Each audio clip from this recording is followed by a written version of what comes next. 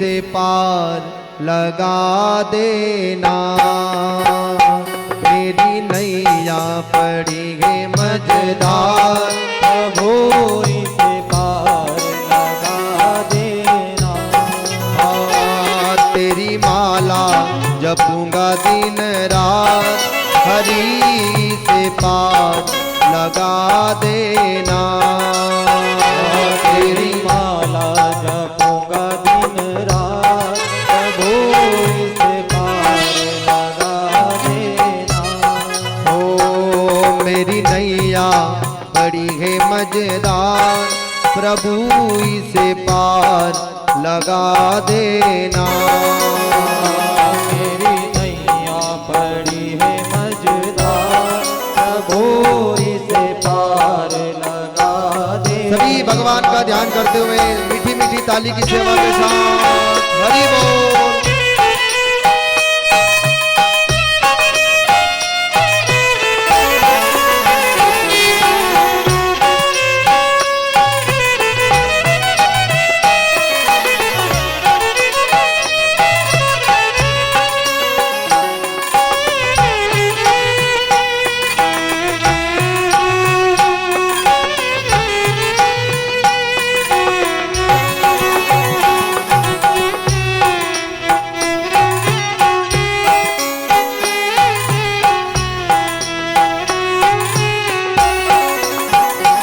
मेरी नाव नगी है नामी, ना जानी है डोर लगानी। मेरी नाव नहीं है नावी, नहीं डोर नहीं है नावी। शब्दों पे गौर फरमाए। मेरी नाव नगी है नामी, ना जानी है डोर लगानी। मेरी नाव नहीं है नावी, ना जानी है डोर ओ कहीं डूब न जाए मझधार, कहीं डूब न जाए मझधार। प्रभु इसे पार लगा देना। मेरी नैया बड़ी है मझधार, प्रभु इसे पार लगा देना। ओ तेरी माला जपूंगा दिन रात, हरि से पार लगा देना। तेरी माला जपूंगा दिन रात, प्रभु इसे पार लगा देना। आप लोग गाइए मेरे बाद में, सभी मीठी मीठी ताली बजाकर गाएंगे और आप लोगों की आवाज आना चाहिए, है ना। आप यहाँ 7 दिन समय दे रहे हैं, आपके मुंह से भी तो भगवान का नाम निकलना चाहिए।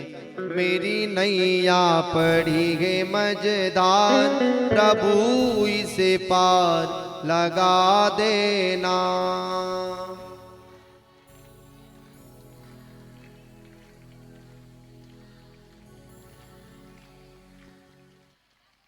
अपन भी बोलो नहीं, अपन कोई पावना थोड़ी आया।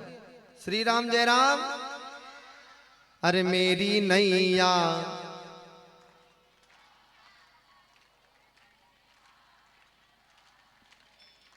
तेरी माला जपूंगा दिन रात, हरि से पार लगा देना।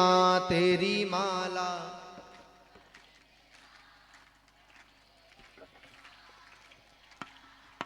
देखिए, नाव किसको कहा गया? मेरी नाव है बहुत पुरानी, मेरी नाव है। देखो भोजन भी मिलेगा अभी प्रसाद रूप में। यहाँ सब व्यवस्था है भगवान के। दाता के दरबार में काये को घाटो और कर्म अनुसार मिले को बांटो।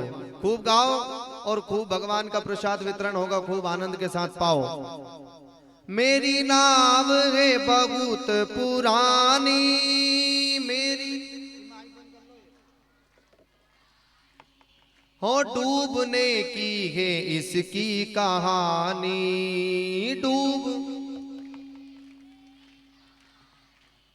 अरे कहीं डूब ना जाए मझधार। आज माताएं बहनों का नंबर ज्यादा है और उनकी आवाज ज्यादा है। अपन पुरुष वर्ग तो ऐसे ही बैठे, आवाज तो कम आ रही। कहीं डूब ना जाए मझधार, प्रभु इसे पार लगा देना। प्रभु, चलिए अब साथ में गाते हैं। अरे मेरी नैया पड़ी है मझधार, प्रभु इसे पार लगा देना। मेरी नैया पड़ी है मझधार, प्रभु इसे पार लगा देना। ओ तुम तो जानो प्रभु जी घट घट की, तुम तो जानो प्रभु जी घट घट की। ओ मेरी नैया भंवर बीच अटकी, ओ मेरी नैया भंवर बीच अटकी। अब तू जो नहीं है आधार, अब तू जो नहीं है आधार, प्रभु इसे पार लगा देना। तू जो नहीं है आधार, प्रभु इसे पार लगा देना। मेरी नैया पड़ी है मझधार, प्रभु इसे पार लगा देना। मेरी नैया पड़ी है मझधार, गुरु इसे पार लगा देना।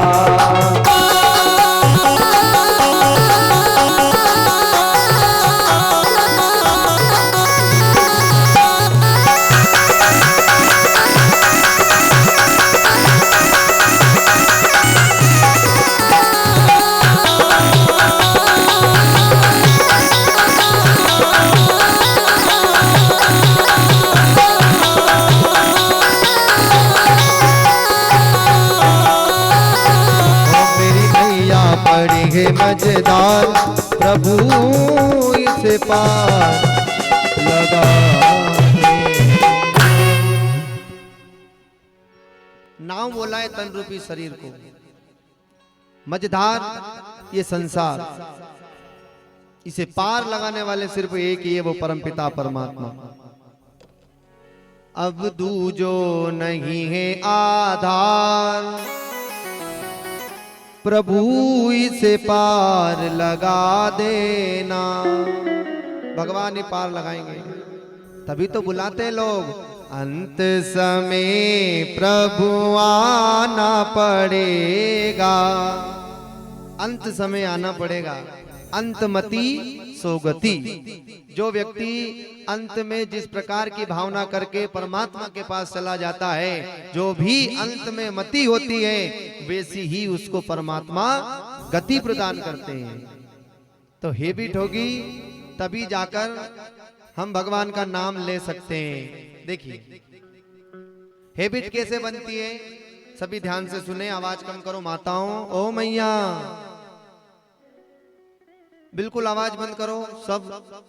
1-1.5 घंटे की बात है, जिसके बाद में खूब अपने घर जाके खूब पड़ोसन से खूब बात करना। बिल्कुल अभी आवाज शांति बनाओ, नहीं तो फिर हम तुम्हारी सुन ले। श्री राम जय राम, आनंद के साथ सुनो। एक बूढ़े बसाब एक घर में रहते थे, दोनों पति पत्नी, उनके बेटे बहू भी रहते थे और बसाब अकेले थे, बेचारे रहते थे। तो बसाब की ऐसी आदत थी कि वो आते जाते व्यक्तियों को रोकते थे। क्या करते थे, आने जाने वाले व्यक्तियों को रोकते थे। ओ भैया कहाँ के हो, कि रामगढ़ के, आ जाओ चाय पी के जाना। कोई दूसरे आए, ओ भैया तुम कहाँ के हो, कि लाखोनी के, आ जाओ चाय पी के जाना। अब सबको बिठा लेते थे। अब जहां पर बसाब की बैठने की व्यवस्था थी, वहां पर दिल्लान, जो ओंटली बोलते हैं, वो सब भरी मिलती थी दोनों पति पत्नी के बहू बेटों। तो बहू ने कहा अपने पति से कि ए नाना का पापा सुन लो मेरी बात, अब गऊ चना को समय आ गयो, गऊ चना कटेंगे। मैं दिन भर, ये तुम्हारे पिताजी चाय के लिए बिठा रखते हैं लोगों को, तो मैं दिन भर चाय बनाऊंगी कि घर का काम करूंगी कि गऊ चने काटूंगी, क्या करूंगी? तुम्हारे पिताजी से बोल दो कि अबे 1-2 महीना थोड़ा शांति बनाए रखे। तो बेटे ने अपने पिताजी से कह दिया कि पिताजी अब किसी को आने जाने वाले को परेशान मत करो, ज्यादा बिठाओ मत, अब अपने भी काम है और उनके भी काम है। गेहूं चने आ गए, लोग गेहूं चने काटेंगे कि तुम्हारे यहाँ चाय पिएंगे। तो बंधुओं नहीं माने, वो तो जिनकी हैबिट बन गई वो तो बुलाएंगे, बिठा रखते हैं, उनकी आदत पड़ गई। तो दोनों बहू बेटों ने विचार किया कि एक काम करो, ये जो भीतर कमरा है ना, इनमें इनको रोक दो और खाना अंदर ही रख दो, पानी भी अंदर रख दो और बाहर से ताला लगा के दिन भर गेहूं चना काटो। अब हैबिट तो ताला में से भी बोले साहब, भले ताला लग जाए कोई नहीं रोक सकता उसको। तो जूते चप्पल की आवाज आती है हिटने वालों की इधर उधर। अब अंदर कमरे में से ही बोल रहे हैं बा साहब, ओ भैया कहाँ के हो? है कि बाबूजी वहां का है लाखोनी का, कि आ जाओ चाय पी के जाना। अब सुबह 9 बजे के गए वो तो गेहूं चना काटने, 4 बजे आए तो दिल्लान लबालब मिली उन्हें तो ओटली कि हैबिट ताला में से भी नहीं माने। अरे मेरी प्रीत ना छूटेगी नंद लाला से, उनकी प्रीत लग गई थी किन से? आने जाने वालों से। उसी प्रकार कहने का भाव यह है कि हैबिट ऐसी बनाओ कि जब भी आपके मुंह से शब्द निकले श्री राम, जय श्री कृष्णा, राधे राधे, ऐसी हैबिट बनाओ। जिस प्रकार बासाब की आदत थी कि उनको चाय पिलाने की आदत थी तो वो ओटली पर बिठा रखते थे, उसी प्रकार हमारी हैबिट बनाओ राधे राधे, जो भी शब्द बोलो राधे राधे, जय श्री राम, ऐसी हैबिट बनाओ। ओ नंद लाला से गोपाला से मेरी प्रीत ना छूटेगी नंद लाला से। चाहे घर में रुकाओ चाहे ताला भी लगाओ, चाहो घर में रोक दो या बाहर से ताला लगा के चले जाओ, पर चाहे मार पीटाओ कोई बलमा से, पर मेरी प्रीत ना छूटेगी नंद लाला से। भगवान से डोर बांध के रखो। डोर बांधी थी किसने? गजराज ने, हाथी ने डोर बांधी थी भगवान से। देखो जब तक संसार के भरोसे रहोगे, जब तक संसार के भरोसे रहोगे तब तक कुछ नहीं कर सकते हो। और जिस दिन उसके भरोसे चले गए, द्रौपदी की लाज रखी उसने, क्यों? क्योंकि गोपाल बैंक में उसने पैसे डाल रखे थे, वो निकाल लिए। नरसिंह जी ये बीरा भात भरण ने आजो, आए कि नहीं भात भरने? बीरा रमा जमा से मरिया आजो जी, उमराव भतीजा सरदार भतीजा लारा लाजो जी, बीरा रमा जमा से मरिया आजो जी। भात भरने आए कि नहीं नरसिंह की? भात भरी भगवान। किसके भरोसे थे तब भरी? इसके भरोसे, ऊपर वाले के। मीरा की लाज रखी भगवान ने, जहर को अमृत कर दिया। भरोसे थे, ओ भरोसे था कि चाले वो हे नारायण मारी नाव। भगवान के भरोसे अगर नाव चलेगी तो वो कभी डूब नहीं सकती है। इसीलिए भगवान के भरोसे रहो। अंत में कहोगे अंत समय प्रभु आना पड़ेगा। अंत समय आएंगे परमात्मा, बुलाओगे तो आएंगे और नहीं बुलाओगे तो श्री राम जय राम। अंत समय में हम खूब चाहते हैं कि भगवान का नाम ले, भगवान का नाम ले, मगर अंत समय में भगवान का नाम निकलता ही नहीं, निकलता नहीं है। जब ही तो कहते हैं भैया जवानी में ही तो तीर्थ कर लो, जवानी में ही विवाह कर लो, जवानी में ही भजन कर लो और जवानी में ही सब दूर घूम लो, जवानी में ही तीर्थ बरस सब कर लो, क्योंकि बुढ़ापे का कोई भरोसा नहीं है। इसीलिए बंधुओं, एक सेठ जी थे, उनके घर वालों ने खूब कहा कि पिताजी अब आप बूढ़े हो चले, भजन कर लो भगवान के, भगवान के भजन करो। लेकिन सेठ जी नहीं करते भगवान के भजन, माया में उलझ गए। एक दिन सेठ जी का बोल बंद हो गया, बंद, बोल नहीं निकल रहा है। अब सेठ जी देख रहे हैं सबको, सब मिलने जुलने आ रहे हैं, सबसे मिल रहे जुल रहे हैं, लेकिन बोल नहीं निकल रहा है। इशारे से बात करते हैं कि बैठो, आओ, पानी पियो, सबसे कहते हैं। अब सेठ जी का बोल बंद हो गया तो एक गाय का बछड़ा, समझ रहे हैं ना, गाय का बछड़ा झाड़ू खा रहा था। क्या कर रहा था? झाड़ू खा रहा था। तो सेठ जी ने अपने बच्चों से कहा कि वो कीड़ा झाड़ू खा रहा है, वो बछड़ा झाड़ू खा रहा है। तो उधर तो कोई ने ध्यान नहीं दी और उल्टा गणित लगा लिया लोगों ने कि यहाँ तुम्हारी घोड़ी बनती थी नहीं पहले, कि हाँ यहाँ धन गढ़ रहे हो, सेठ जी बता रहे। फिर कहा कि वो बछड़ा झाड़ू खा रहा है। फिर उल्टा गणित लगाया कि किसी बड़े डॉक्टर को बुलाओ, MBBS 3-4 लाख रुपए देकर बड़े डॉक्टर के पास गए दोनों बेटे। उनने कहा कि सेठ डॉक्टर साहब, हमारे पिताजी को 2 मिनट के लिए बुलवा दो, बस विचार करना कितने मिनट के लिए, 2 मिनट के लिए, ताकि यूं के दे कि यहाँ धन गढ़ रही हो, बस और नहीं चाहिए पिताजी से कुछ भी, सिर्फ 2 मिनट के लिए बुलवा दो। अब डॉक्टर तो डॉक्टर होता है महाराज। डॉक्टर आए, उन्होंने अपना कार्य किया और सेठ जी सिर्फ इतने बोले, अरे के बेटी का बाप और वो बछड़ा झाड़ू खा गया। बस इतना कह के श्री राम जय राम जय जय राम।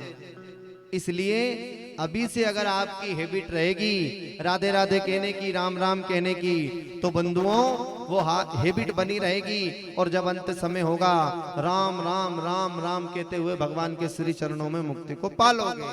और अगर कहीं संसार में, घर में, पत्नी में, बच्चों में, पैसों में, परिवार में आपकी हैबिट रहेगी, तो फिर जैसे आए कहीं तो लाया ने कहीं ले जाओगा, जैसा आया उसा चलिया जाओगा, कुछ नहीं कर पाओगे। अच्छा, कल कथा में कौन कौन आए थे? सीधे सीधे हाथ उठाकर सभी आए थे नहीं? कथा का विश्राम कहाँ हुआ था? गुरुजी, वह फूल की होली में कहीं सूझ नहीं पड़ी। खूब होली का आनंद लिया आप सभी ने। कल भगवान की कथा में, रुक्मणी मंगल में आप सभी ने खूब आनंद लिया। रुक्मणी और भगवान द्वारिकाधीश का विवाह आपके सामने हुआ।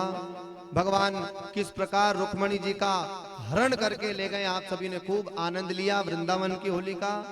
आइए आज रुक्मणी को लेकर जब भगवान द्वारिकाधीश आए, तो बंधुओं आज रुक्मणी को लेकर जब द्वारिकाधीश भगवान आए, तो जो रुक्मणी का भाई, कौन? रुक्मी, उसने बारातियों से कह दिया, तुम सब यहीं रुकना, मैं उस भगोड़े को, मैं उस कन्हैया को अभी मारकर और मेरी बहन को उससे छुड़ाकर लाता हूं, फिर शिशुपाल के साथ 7 भामर पड़ेंगे। अब बंधुओं, शिशुपाल तो बढ़िया सेरा बांध के खड़ा हुआ था। अब शिशुपाल को पता चला कि यहाँ लाड़ी नहीं है, तो लाड़ा बन के क्या करेंगे। उन्होंने मुकुट उकुट सब उतार दिया कि चुपचाप बैठो, अब लाड़ी नहीं है तो क्या करेंगे, फिर बारात लेके आने से कोई फायदा नहीं।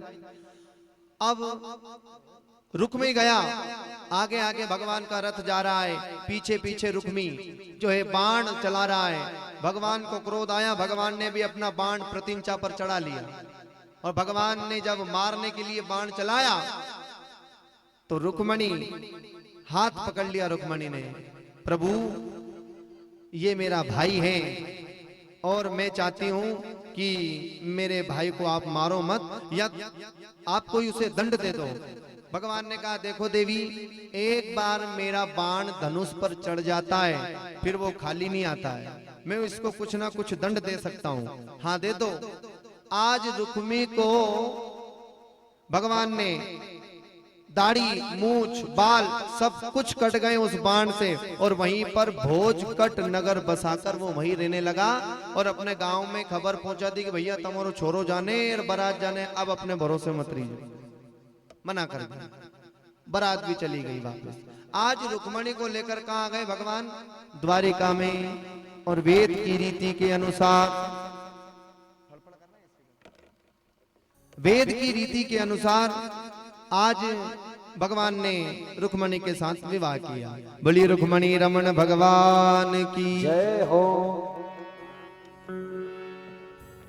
परीक्षित जी महाराज कहने लगे, गुरुदेव हमने तो सुना है कि भगवान का 16,108 विवाह हुए हैं, आपने हमें एक विवाह की कथा सुनाई है। राजा सुनो, सभी सुनना। हम पूछ सकते हैं भैया कितने विवाह हो गए, क्योंकि हम भी भूल जाते हैं। हम आपको बता देंगे, फिर आप आपसे ही पूछेंगे कितने विवाह हो गए भगवान के। आज एक सत्राजित नाम का राजा था। सत्राजित नाम का जब राजा था, एक बार सभा लगी तो सत्राजित सूर्य नारायण भगवान की तपस्या करता था। सूर्य नारायण भगवान ने सत्राजित राजा को एक मणि दी, समयंतक मणि। किसको दी? राजा को। समयंतक मणि जब राजा को दी तो वो मणि ऐसी थी, 8 भार सोना रोज देती थी। वो मणि 8 कुंटल सोना रोज देती थी। तो बंधुओं, भगवान द्वारिकाधीश ने कह दिया, राजा तुम इस मणि का क्या करोगे? इस मणि को उग्रसेन महाराज को दे दो, मथुरा में वो सोना काम आता रहेगा। लेकिन ये बात सत्राजित राजा के मन में बैठ गई कि ये द्वारिकाधीश ने ये मणि का मुझसे कहा है, क्योंकि ये सोना देती है। अब ये बात अपने दिमाग में सत्राजित राजा ने बिठा ली। एक समय ऐसा आया कि जो सत्राजित राजा था उसका छोटा भाई प्रसेनजित, वो उस मणि को मस्तक पर धारण करके कहाँ गया? जंगल में। और जंगल में जाकर शिकार खेलने के लिए गया। एक शेर ने उस प्रसेनजित का शिकार कर लिया और शेर प्रसेनजित को खा गया और मणि वहीं रह गई। उस जंगल में, उसी जंगल में जामवंत जी महाराज जो भगवान के साथ त्रेता युग में थे, वही जामवंत जी महाराज उस जंगल में रहते थे। अब उस मणि के प्रकाश को देखकर जामवंत जी ने उस मणि को उठाया और अपनी एक बेटी थी, एक कन्या थी जामवती नाम की, उसको वो मणि दे दी। बंधुओं, जब उसको मणि दे दी, आज भगवान के ऊपर सत्राजित राजा ने चोरी का आरोप लगाया। क्या आरोप लगाया?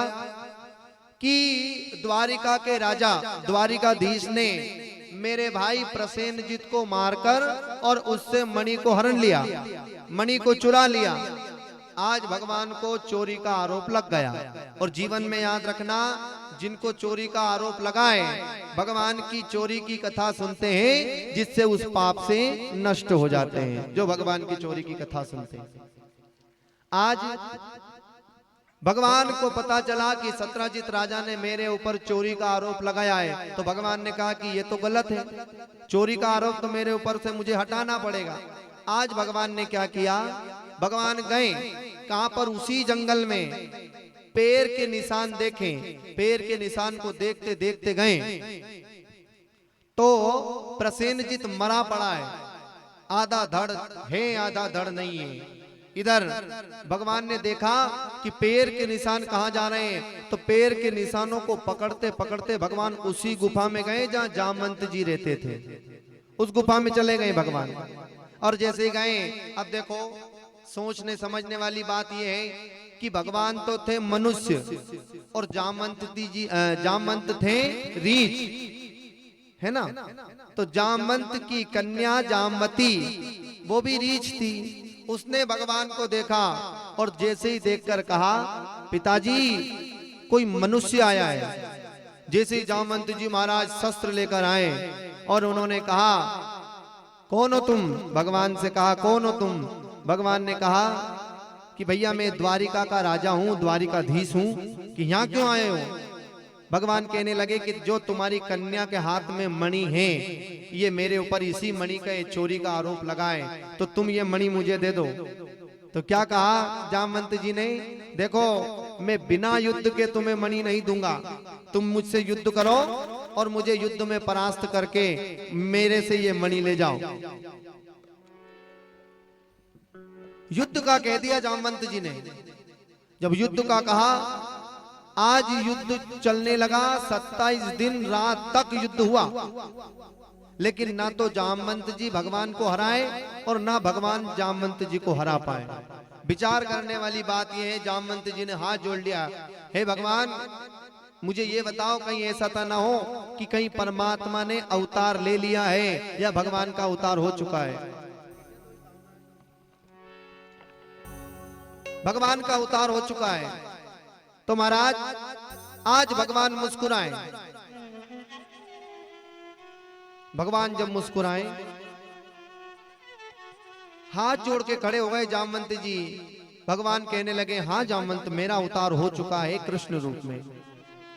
जामवंत जी चरणों में गिर गए और भगवान से कहने लगे, हे भगवान मुझे विश्वास नहीं होगा।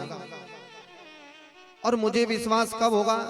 देखो व्यवस्थाओं को बनाए रखो, कथा कहने वाले कथा कह नहीं पाते हैं, कथा को खिलवाना पड़ता है। कैसे? श्रोता अगर एक जगह ध्यान लगाकर भगवान की कथा को सुनते हैं तो मार्मिक कथाओं को वक्ता कह देता है। और अगर आप लोग इधर उधर चलते फिरते रहोगे तो हम भी भगवान की कथा इधर उधर घुमा के श्री राम जय राम।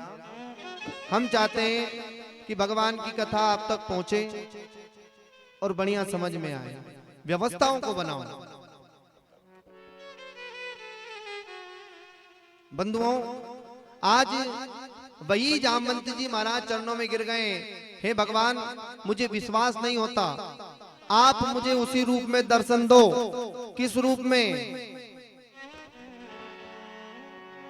तापस वेश विशेष उदासी, 14 वर्ष राम बनवासी। तापस वेश, उसी तपस्वी वेश में मुझे दर्शन दो। कैसे तपस्वी वेश? वही राम, लक्ष्मण, मां जानकी, हनुमान जी महाराज, तब जाके मुझे विश्वास होगा कि भगवान का अवतार हो चुका है। आज भगवान ने उसी तपस्वी वेश में राम, लक्ष्मण, मां जानकी और हनुमान जी महाराज प्रकट हो गए।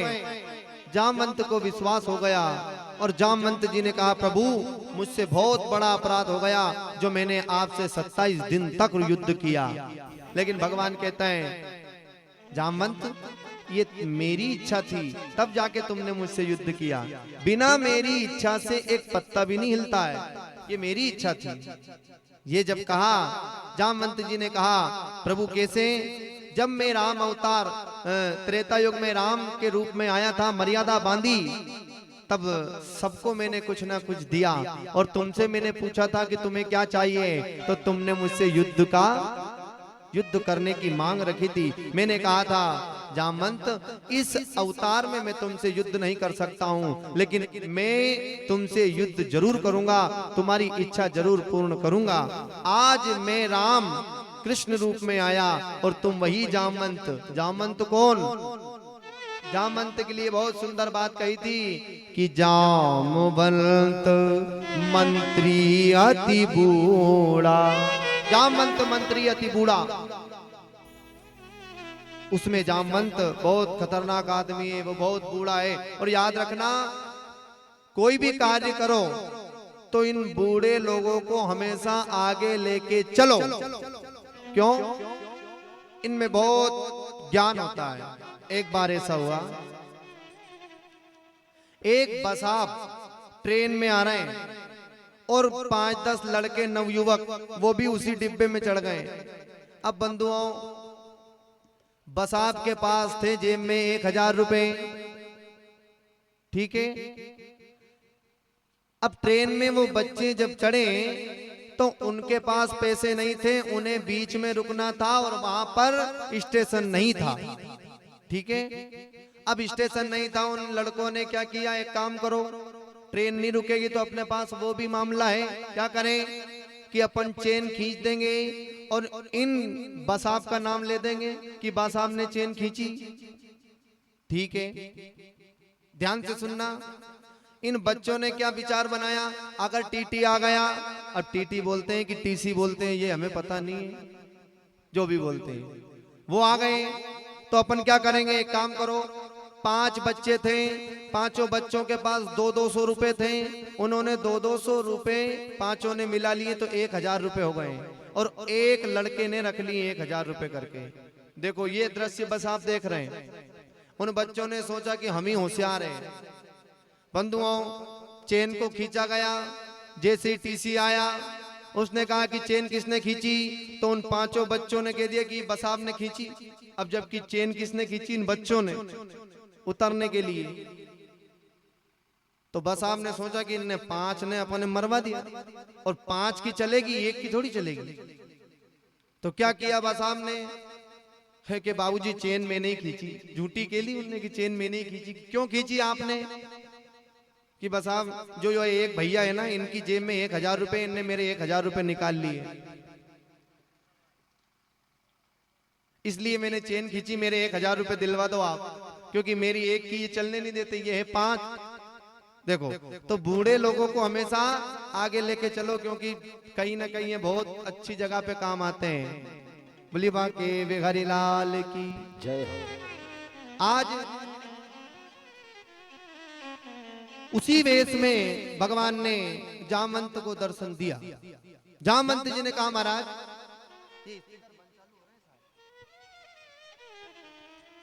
क्या कहा जामवंत जी ने, कि महाराज मेरी कन्या जो जामवती है, व्यवस्था भंग,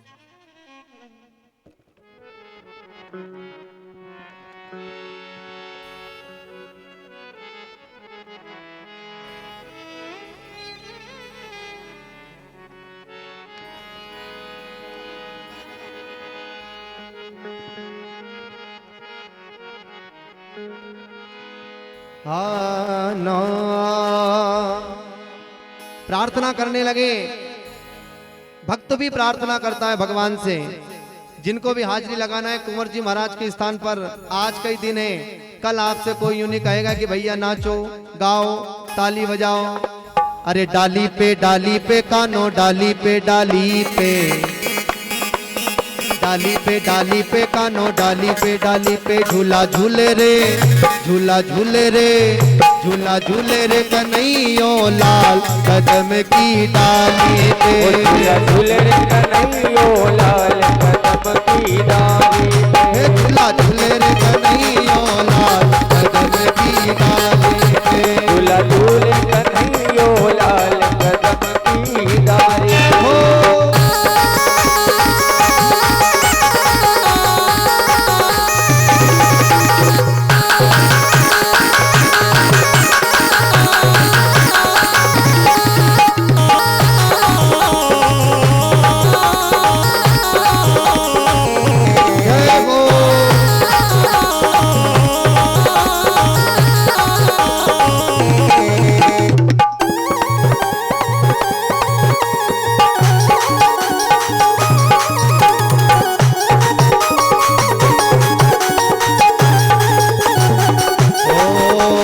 ब्रह्मा भी झूले संग विष्णु भी झूले, ओ ब्रह्मा भी झूले संग विष्णु भी झूले, ब्रह्मा भी झूले संग विष्णु भी झूले, ब्रह्मा भी झूले संग विष्णु भी झूले, झूला झूले रे, झूला झूले रे, झूला झूले रे सरस्वती माँ, कदम की डाली पे, झूला झूले कन्हैयो लाल, कदम की डाली पे।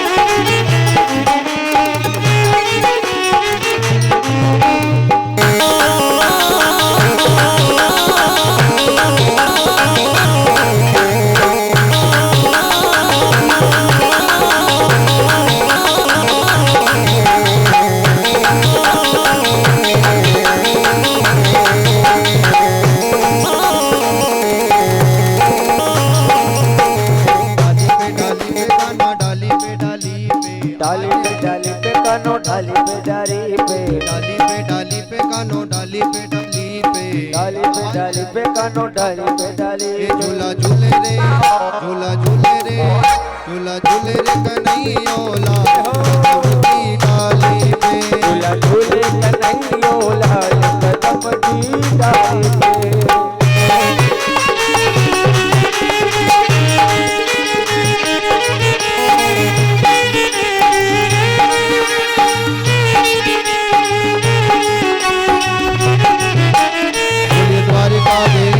भगवान जय हो। आज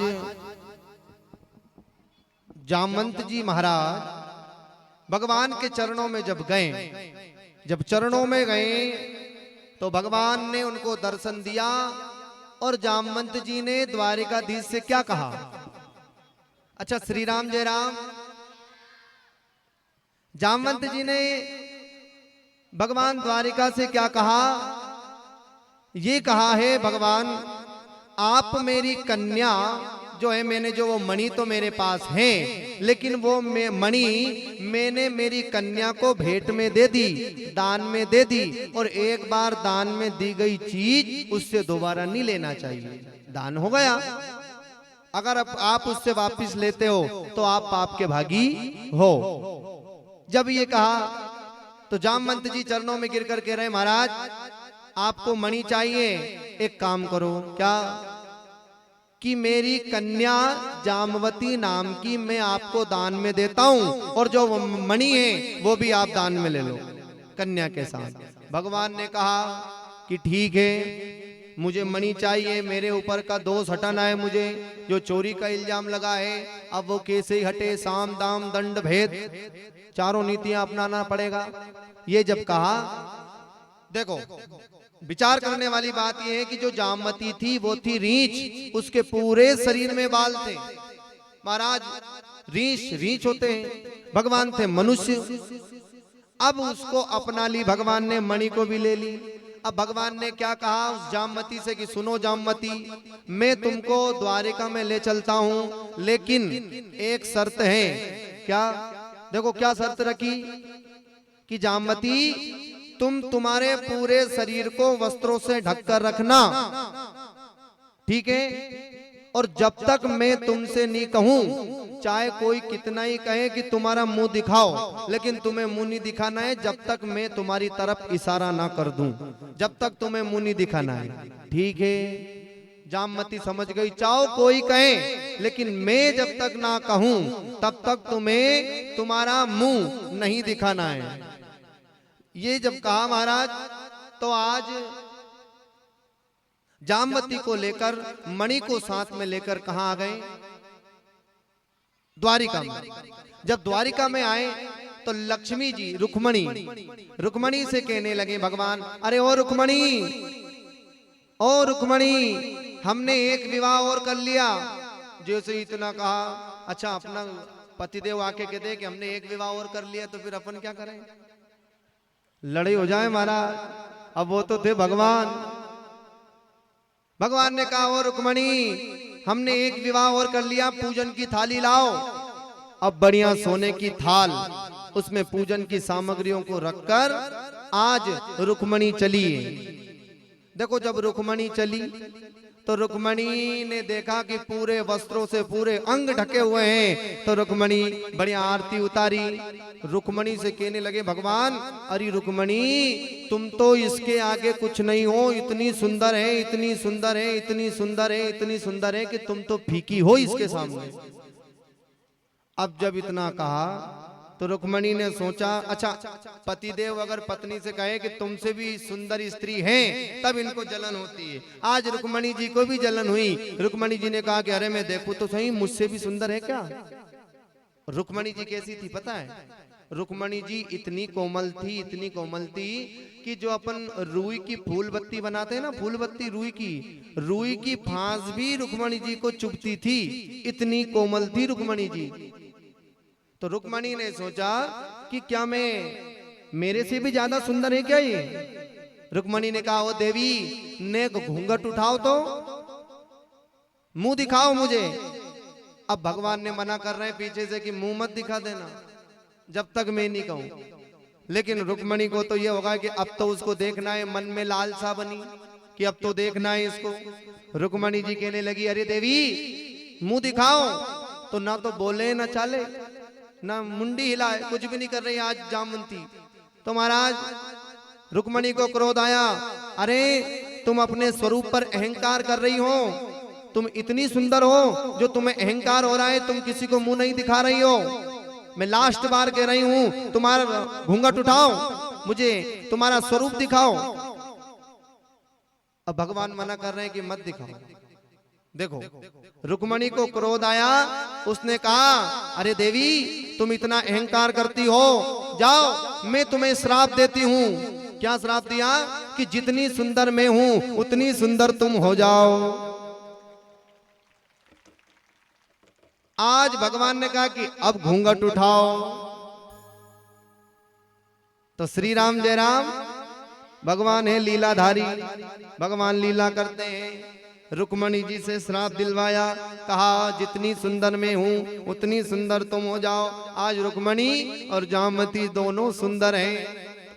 अब मणि को भगवान ने ले लिया। अब मणि को लेकर भगवान कहां गए? उसी सत्राजित राजा के पास। सत्राजित राजा के पास जब घने मणि को लेकर गए तो राजा से कहा, राजा ये तुम्हारी मणि, तुम्हारा भाई प्रसेनजित इस मणि को मस्तक पर धारण करके जंगल में गया शिकार खेलने, और शिकार खेलते खेलते एक सिंह ने उसी का शिकार कर लिया और मणि जामवंत जी को मिल गई। जामवंत ने अपनी पुत्री जामवती को दे दी और जामवती से मैंने विवाह करके उस मणि को मैं लेकर आ गया। ये तुमने मेरे ऊपर चोरी का इल्जाम लगाया, ये तुम्हारी मणि संभालो। आज जब मणि को दे दिया, सत्राजित राजा पश्चाताप करने लगा, प्रायश्चित करने लगा, चरणों में गिर गया, महाराज मुझसे बहुत बड़ा अपराध हो गया जो मैंने चोरी का इल्जाम लगाया, लेकिन मैं इसका भुगतान करना चाहता हूँ। क्या क्या करना चाहते हो? भगवान ने कहा, सत्राजित नाम का राजा बोला, महाराज मेरी एक सत्यभामा नाम की कन्या है, मैं उसको आपको दान में देता हूँ और ये मणि भी आप ले जाओ। भगवान ने कहा कि नहीं, ऐसा सुनना क्या काम का जिससे कान कट जाए नाक कट जाए, मुझे ये मणि नहीं चाहिए। लेकिन हाँ, तुम तुम्हारी कन्या के साथ दहेज में दे रहे हो तो सुनो, इस मणि को तुम रखो। देखो भगवान कितनी सुंदर व्यवस्था करी। मणि को तुम रखो और जो ये 8 भार सोना रोज देती है इसको रोज द्वारिका में पहुंचाओ, ये तुम्हारा काम। यानी कि गौ माता को तुम रखो और जो दूध देती है वो पंडित जी के घर पहुंचा दो। ऐसा काम भगवान ने किया।